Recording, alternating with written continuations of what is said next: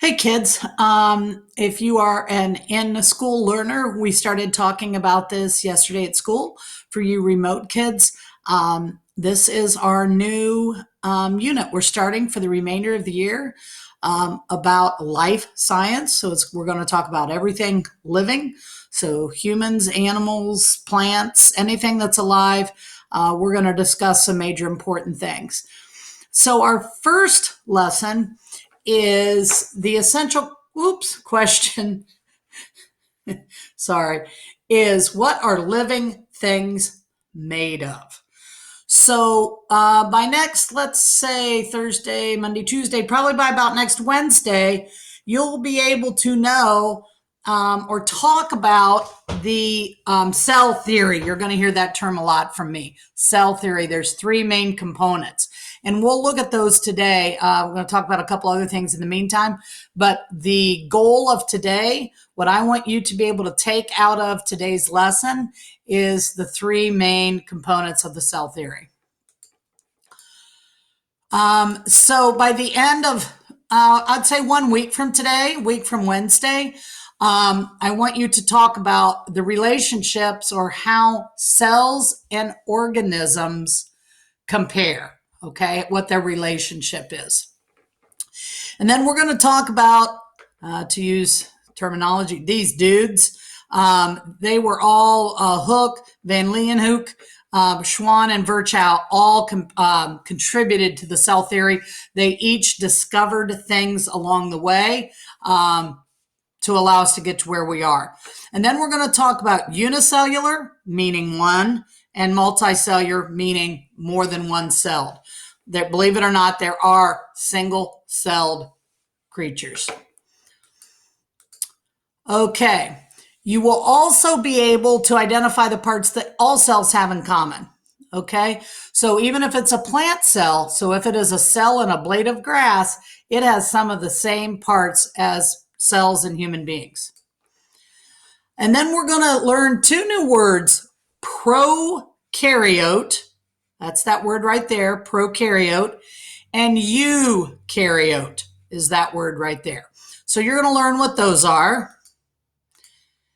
And this is probably stuff you don't really care about, but I do. These are our standards that we talk about. So cells are the fundamental unit of life, meaning if it is living, it has cells. Okay. And this is what's called like a power standard. It's really important. This is part of the cell theory. All cells come from pre-existing cells. And then cells carry on specific functions. Different cells have different jobs, and we're going to look at that as we go through the next few days. All right, so real quickly, we're going to look at these four prediction questions. First one, all living things are made up of one or more cells. I think you can kind of tell that by now, but that would be true. Next one you should know as well, rocks are made of cells. Okay, if something is living, it's made of cells. Well, are rocks alive? No, so that is false. All cells are the same size. That's a great question. And in about a month, mid-May, early mid-May, we'll start looking at this. But no, they are not. And cells perform life functions for living things. Again, functions kind of means a job. And so that one is true. We'll look at those later. Here is prokaryote and eukaryote, again, that we'll talk about later. I'll explain it more as we go on. All right. So here's our first term, a cell. A cell is the smallest functional, so that means working or structural, something that's like built, unit of all living organisms. Okay, so the cell has parts, okay, but it is the smallest thing that can function on its own. Okay, and then we have this word, very important, organism is any living thing. Any living thing, any living thing, really got to know that. From bacteria to mammals, sea animals, whatever. All right. All organisms are made of cells, some of just one and others. Like us, we have 10, that went going fast. Sorry, guys. Human beings have 10 trillion with a T, 6 period, we talked about this, trillion with a T cells. An organism can like live on its own, as we know. And the first person to observe cells and kind of started this whole thing into discovering more and more about cells is a guy named Robert Hooke. And here we go. He observed cork cells. Some of you might, maybe, I don't know if so much anymore, but might have like a cork board in your room that you can thumbtack pictures to. Well, that's what he looked at. And when he looked at it, he saw these little sections, which he called little rooms. And that ends up being Latin for cell. All right, so here, this is a great picture. This is, of course, magnified millions of times because they're all microscopic, meaning you have to have a microscope. But that is a plant cell. This is a bacteria cell, which is 1,000 times smaller than a human cell. All right, so really, oh, sorry. It's kind of on its own today. All right, and then this is a human skin cell. All right, to put it in perspective, it would take 50 human cells to dot an eye. That's how small they are. So if we look at these pictures, what are some things that you might think they have in common? Okay, so take a second. At least think to yourself or jot something down. Stop it if you want. All right. First of all, just as I said, they are microscopic, okay, extremely little. They have a membrane, and we're going to learn what that word is. A membrane is like an outside coating. Think of like football pads, maybe. All right. And then they all have parts inside of them. You can see them here in the bacteria. You can see them here in the plant cell, and then you can for sure see them in the skin cell. All right, why are they so small? Okay, their size is limited by their outer surface area. We talked about this again for the in-school students. You know, Pratt would be proud of this surface area term, okay? As the cell grows, its volume gets bigger, okay? And it increases faster than the surface size, so it can't function beyond a certain size. And we're going to get into that later. Not super worried about this right now, but just want you to be familiar with it. Okay. Why that matters, though, just so we know now, is the cell has to be to take in nutrients, just like we do. The nutrients we take in ultimately end up in the cells, okay? And then the cell has to get rid of waste, just like we do. And again, here's that term. If you did any of the reading, surface area to volume ratio, I'm going to go past that right now. We won't tell Mrs. Pratt. All right, here is what we're most worried about, the cell theory. All right.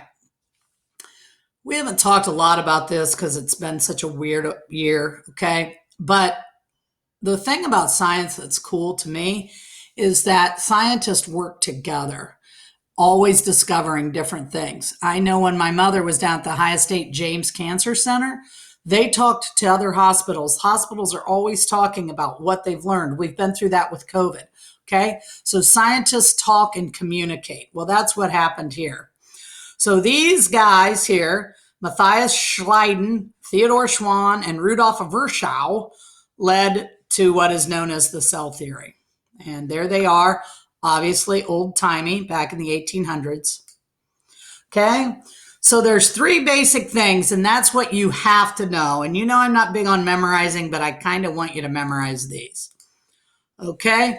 First thing, all organisms are made of 1 or more cells. Anything that is alive has at least 1 cell. The cell is the basic unit of all organisms, meaning like in our old middle school, the bricks, okay?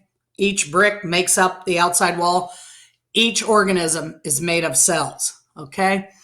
And this is interesting. All cells come from existing cells, and that might seem weird right now, but you'll get to be more familiar with that. All right. As it says, it is fundamental. It a fundamental, a main foundational building block piece of the study of organisms. Medicine, if any of you want to go into some aspect of medicine.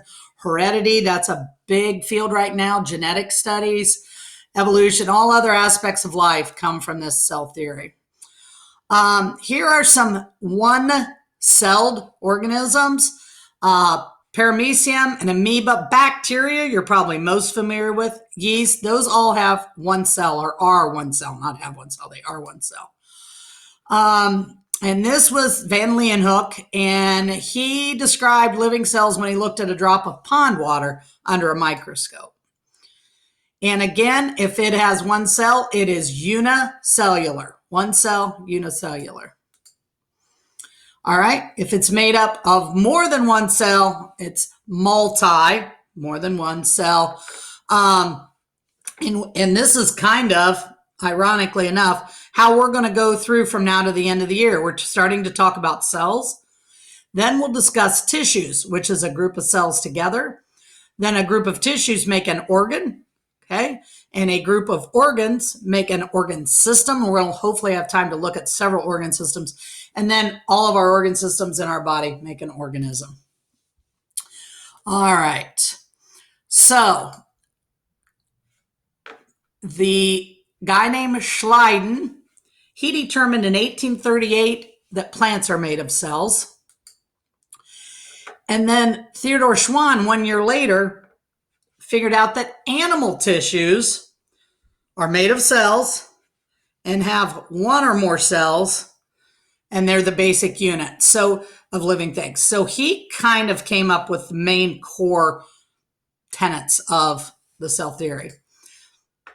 And then in 1858, Virchow discovered that they came from existing cells. So back in the 1600s, we had Hooke with the microscope. We had Van Leeuwenhoek made drawings. And then about roughly 150, 200 years later, we had these new additions. All right. So one more time, what is the cell theory? All organisms are made of one or more cells. Cells, the basic unit of all living things, and all cells come from existing cells. Telling you guys, I strongly suggest you hit the pause button, press pause, as they say, and take a screenshot of this, okay? Because it's so important. All right, we are going to stop there. You will have a few very basic questions with this, but I want you to understand cell theory and a couple of vocab words. So that is your assignment for today, Wednesday, March 31st. Can't believe it's over. March is over and headed into April. And then we'll continue on Thursday. As always, get a hold of me through Canvas if necessary, and have a good day.